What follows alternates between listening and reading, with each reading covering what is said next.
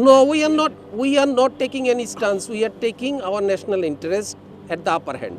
আপনারা এটাকে কোনোভাবেই এটাকে আপনারা অন্য কোনো কিছুর সাথে তুলনা করতে পারবেন না, কারণ this is not a stance, this is not a কোনো ধরনের আমি এমন কিছু বলতে চাচ্ছি না যে আমি একটা ন্যাশনাল হিরো হয়ে গেলাম, এই করলাম সেই করলাম। আসলে this is not like this.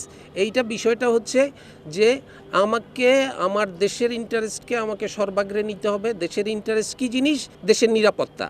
আমার দেশের নিরাপত্তা মানে আমি যখন দেশের ভিতরে থাকি আমার নিরাপত্তা এক ধরনের, দেশের বাহিরে থাকলে আমার নিরাপত্তা অন্য ধরনের।